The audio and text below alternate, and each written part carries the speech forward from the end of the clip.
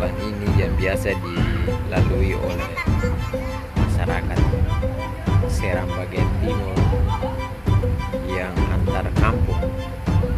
Namun hari ini mereka tidak bisa melewati karena belum ada jembatan.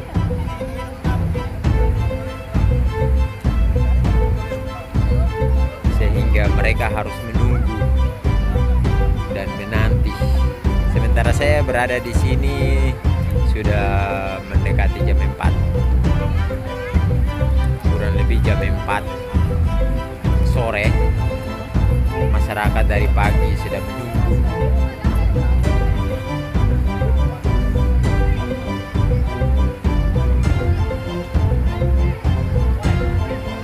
Surutnya air baru masyarakat bisa beraktivitas antar kampung.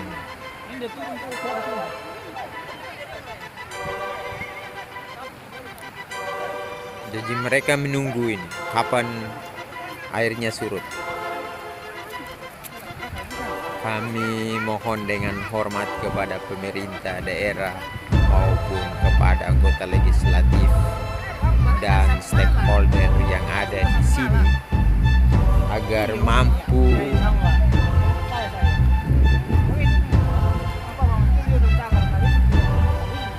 mengatasi masalah seperti ini. Karena ini baru bukan pertama, tetapi sudah sering, bahkan ini sering terjadi. Dan inilah kehidupan masyarakat Seram bagian timur yang penuh dengan kesabaran, yang tidak pernah menuntut melebihi daripada hak mereka.